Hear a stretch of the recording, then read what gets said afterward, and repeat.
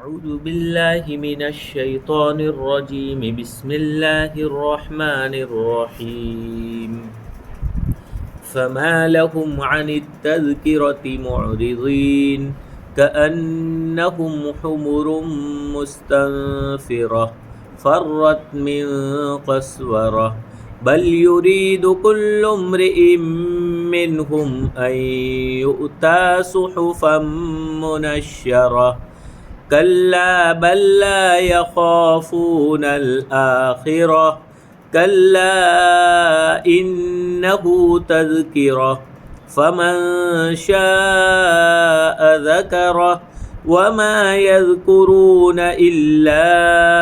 أن يشاء الله هو أهل التقوى وأهل المغفرة۔ بس ان کو کیا ہو گیا ہے کہ وہ نصیحت سے منہ موڑ دیتے ہیں، اعراض کرتے ہیں، گویا کہ وہ بدکنے والے گدھے ہیں جو شیر سے بھاگے ہوئے ہیں، بلکہ ان میں سے ہر ایک چاہتا ہے کہ اس کو دیا جائے کھلا ہوا صحیفہ، ہرگز نہیں، بلکہ وہ تو آخرت سے ڈرتے بھی نہیں ہیں، ہرگز نہیں، یقیناً یہ تو نصیحت ہے۔ پس جو شخص چاہے اس کو یاد کر لے اور اس کو یاد نہیں کرتا مگر وہی شخص کہ جس کو اللہ تعالیٰ چاہے، وہی ایسا ہے کہ جس سے ڈرا جائے اور وہی مغفرت کرنے والا ہے۔ آگے آیت مبارکہ کے اندر اللہ رب العالمین نے فرمایا تھا کہ جو ایمان نہیں لائے ان مشرکین کے لیے، کافروں کے لیے کوئی کسی کی سفارش قبول نہیں کی جائے گی اور ان کی مغفرت ہرگز نہیں ہوگی۔ اس کے بعد پھر اللہ رب العالمین ایک محبت بھرے لہجے میں، کڑن والے لہجے، جیسے انسان کے اندر کڑن، اللہ تعالیٰ کے اندر تو وہ صفت، لیکن اللہ تعالیٰ جیسے ظاہر کر رہے ہو دعوت کا ایک انداز، ہمیں سکھا رہے ہو، تو اس لہجے کے ساتھ کہ فما لہم عن التذکرۃ معرضین، ان کو کیا ہو گیا ہے، ایسی ایسی نصیحتیں ہونے کے باوجود یہ لوگ نصیحت سے اعراض کرتے ہیں، منہ موڑتے ہیں۔ جب ایسی بہترین قرآن کریم میں اتنے بہترین انداز سے آخرت کے بارے میں سمجھایا جاتا ہے، کتنے اچھے اچھے انداز سے آخرت کو، مرنے کے بعد کی زندگی کو، ایک ایک چیز کو بتلایا جاتا ہے، ثابت کیا جاتا ہے، پھر بھی وہ اس سے اعراض کرتے ہیں، منہ موڑ دیتے ہیں، روگردانی کرتے ہیں۔ تو یہ ایسا کیوں کر رہے ہیں؟ کأنہم، اللہ تبارک و تعالیٰ ان کی صفت بیان کر رہے ہیں کہ یہ لوگ کیسا کر رہے ہیں، کأنہم حمر مستنفرہ،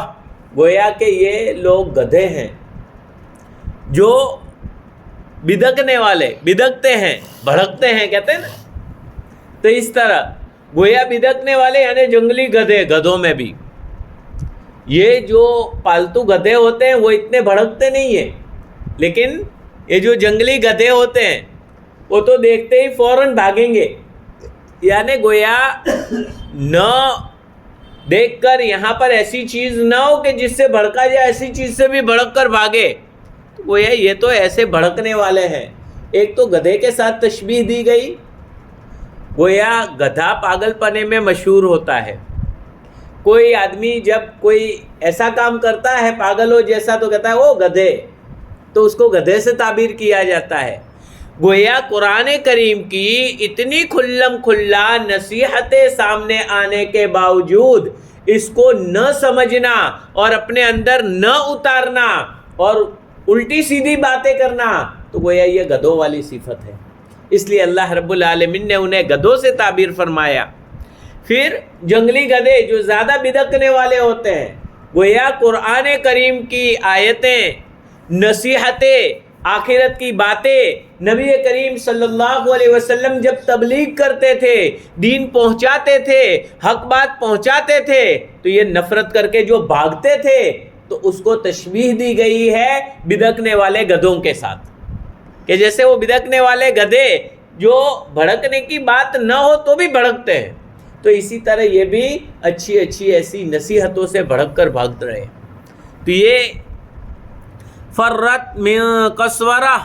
جو بھاگے ہوئے ہیں شیر سے، یعنی گدھا شیر کو دیکھ کے جیسے بھاگتا ہے، اسی طرح یہ ایسی اچھی اچھی نصیحتوں کو دیکھ کر بھاگتے. قسورہ اس کے دو معنی ذکر کیے ہیں، ایک تو شیر کے بھی معنی ہے اور دوسرا شکاری کے بھی معنی آتے ہیں. یعنی گویا شکاری آتا ہے شکار کرنے کے لیے تو اس کو دیکھ کر جیسے بھاگتے ہیں، تو اسی طرح سے جب حضور اکرم صلی اللہ علیہ وسلم دین کی اور ایمان کی اور قرآن کی نصیحتیں لے کر آتے تھے تو یہ لوگ بھاگتے تھے، دور ہٹتے تھے اور اعراض کرتے تھے. بل یرید کل امرئ منہم ان یؤتی صحفا منشرہ، بلکہ ان میں سے ہر ایک چاہتا ہے کہ اس کو کھلا ہوا صحیفہ دے دیا جائے. بعض لوگوں نے حضور اکرم صلی اللہ علیہ وسلم کے پاس آ کر یہ شرط رکھی کہ ہم آپ پر ایمان لائیں گے، لیکن ہماری ایک شرط ہے. وہ شرط یہ کہ ہم میں سے ہر ایک پر ایک کتاب نازل ہو اور اس کتاب میں لکھا ہوا ہو کہ آپ آخری نبی ہے، آپ کی ہم مان لے تو ہم آپ پر ایمان لے آئیں گے. اب یہ بیوقوفوں جیسی حرکت، یعنی گویا ہر ایک کو اللہ تعالیٰ نبی بنا دے، ان سب کو، یہ ممکن ہی نہیں ہے، ایسی بے تکی باتیں. اور اسی طرح سے ہر ایک پر ایک ایک کتاب دے دے ہوئے اللہ تعالیٰ اور اس میں لکھا ہوا ہو. جیسا کہ ابتدا میں جب حضور اکرم صلی اللہ علیہ وسلم پر وحی نازل ہوئی تو بڑے بڑے کفار کہتے تھے ہمارے اوپر کیوں نازل نہیں ہوتا، تمہارے اوپر نازل ہوتا ہے. تو یہ اسی طرح سے کہ بھائی ہم سب پر نازل ہو جائے تو ہم آپ پر ایمان لائیں گے. تو یہ اس طرح کی بے تکی باتوں کا جواب قرآن کریم نے دیا ہے کہ یہ تو اعراض ہی کریں گے، دوری بھاگیں گے، اس لیے کہ ان کی تو خواہش ایسی ہے کہ پوری بھی نہ کی جاوے. اس لیے کہ یہ تو یہ چاہتے ہیں کہ ان میں سے ہر ایک کو ایک نہ ایک کتاب دے دی جائے کہ جس میں مستقل لکھا ہوا ہو کہ ہاں یہ نبی ہے، ان کو مان لو. تو یہ تو ممکن ہی نہیں ہے، بلکہ وہ لوگ ان میں سے ہر ایک یہ چاہتا ہے کہ اس کو ایسا صحیفہ دیا جائے جو کھلا ہوا ہو بالکل. اللہ تبارک و تعالیٰ اس کا جواب دیتے ہوئے فرماتے ہیں کلا، ہرگز نہیں. کلا کا لفظ عربی زبان میں سامنے والے کو ڈانٹنے کے لیے، جھڑکنے کے لیے بولا جاتا ہے. جیسے کوئی الٹی ضد کر رہا ہو، چل ہٹ یہاں سے، یہ نہیں ہوگا. تو یہ اسی طرح یعنی کلا، ہٹو ایسی باتیں کرتے ہوئے، ہرگز یہ نہیں ہو سکتا. تو یہ گویا ڈانٹنے اور جھڑکنے کے لیے یہ لفظ استعمال کیا جاتا ہے. اللہ تعالیٰ وہ جھڑکنے کا لفظ استعمال فرما کر فرماتے ہیں ہرگز نہیں، انہو تذکرہ، یہ قرآن کریم تو ایک نصیحت ہے. اب نصیحت ایسی ہوتی ہے کہ جو صحیح معنی میں نصیحت کو سنے، سمجھے اور دل کے ذریعے سے سمجھ کر اس پر عمل کی نیت کرے گا تو نصیحت اس کو فائدہ دے گی. لہذا یہ قرآن کریم سراپا ایک نصیحت ہے. انہو تذکرہ، یقیناً یہ تو نصیحت ہے. فمن شاء ذکرہ، جو شخص چاہے اس کو یاد کر لے وے. اب یہ نصیحت سے جو فائدہ اٹھانا چاہے اور جو اس کو یاد کرنا چاہے تو وہ یاد کر لے، ایسی نصیحت ہے یہ تو قرآن کریم. اللہ تبارک و تعالیٰ اس سے پہلے والی آیت میں فرماتے ہیں کہ کلا، ہرگز نہیں، بل لا یخافون الآخرہ، یہ لوگ آخرت سے ڈرتے ہی نہیں ہیں. گویا بنیاد بتلا دی، ایمان کی بنیاد، ایمان کے مضبوط ہونے کی بنیاد آخرت پر یقین ہے. جتنا آخرت پر یقین زیادہ ہوگا انسان کا ایمان اتنا ہی مضبوط ہوگا. آج کل جو اللہ تعالیٰ کی نافرمانیاں ہو رہی ہے، گناہ ہو رہے ہیں، ان تمام کی جڑ یہ ہے کہ آخرت پر سے یقین اٹھتا جا رہا ہے. یعنی گویا مرنے کے بعد مجھے مولا کو منہ دکھانا ہے، مرنے کے بعد دوبارہ حساب کتاب دینا ہے. انسان کے سامنے اگر یہ بات رہے گی تو وہ کبھی غافل نہیں ہوگا. یہ ہمیشہ کہ بھائی مرنے کے بعد دوبارہ کی زندگی اور آخرت کی فکر، یہ ایسی چیز ہے کہ اگر اس کی طرف اس کو آدمی اپنے ذہن کے اندر حاضر رکھے گا، اس کا استحضار رکھے گا، تو اس کی وجہ سے ہمیشہ انسان فکر مند رہے گا، بے فکرہ نہیں ہوگا، اور گناہوں سے بچنا آسان ہو جائے گا اس کے لیے۔ سامنے بد نظری کے مواقع ہیں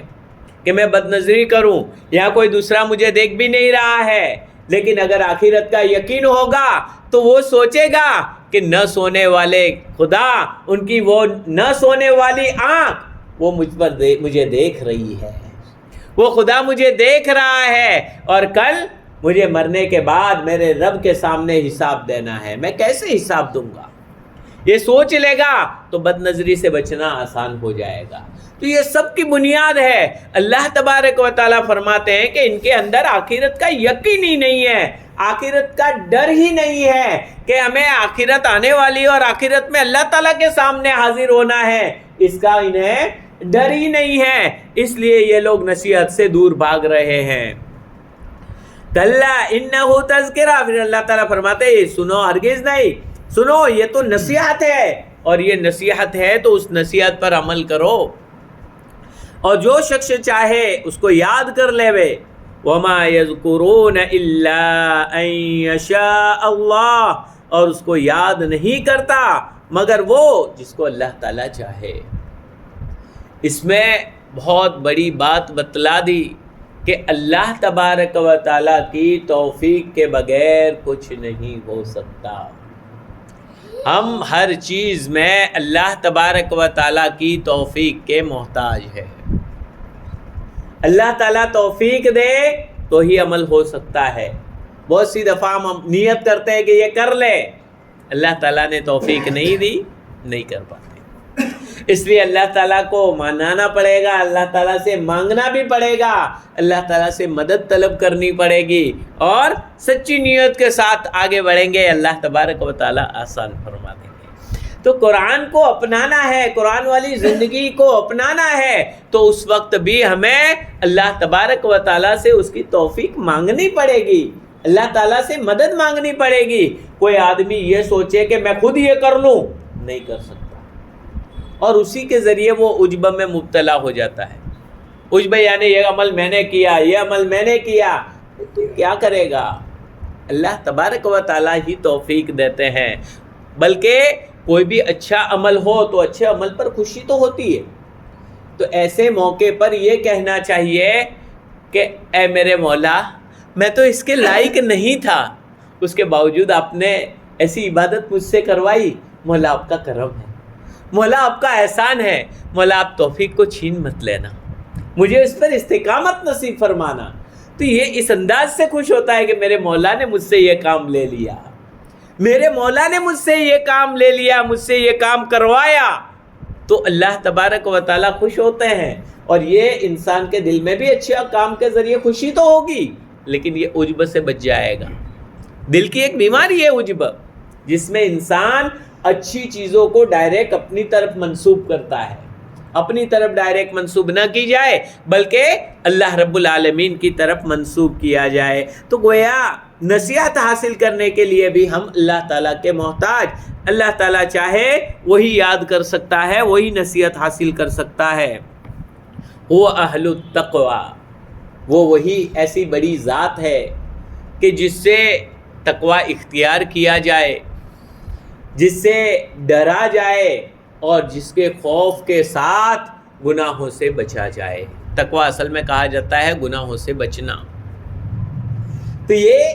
اللہ تبارک و تعالیٰ کا میرا رب مجھے دیکھ رہا ہے، یہ تصور کے ساتھ، اس سوچ کے ساتھ انسان گناہوں سے بچتا ہے، تو اس کو کہا جاتا ہے تقوی۔ انسان گناہ کرتے جاتا ہے اور کہتا ہے ہاں ہم اللہ تعالیٰ تقوی رکھتے ہیں، تو یہ تقوی والی زندگی نہیں ہے۔ انسان تمام کبیرہ گناہوں سے، تقوی کے درجات ہیں۔ پہلا درجہ تو یہ ہے، سب سے بڑا درجہ کہ کفر اور شرک وغیرہ سے بچے،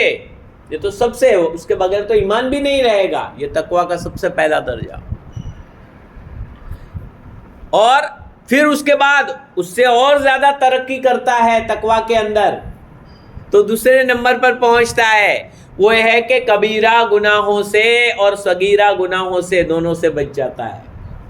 پہلا شرک وغیرہ سے بچتا ہے، کبیرہ گناہوں سے بچتا ہے، دوسرا صغیرہ گناہوں سے بھی بچ جاتا ہے، اور تیسرا درجہ تو یہ دوسرے درجے کا تقویٰ یعنی اس سے اعلیٰ درجے کا، کہتے ہیں نا اللہ کے ولیوں میں بھی کیٹیگری ہوتی ہے،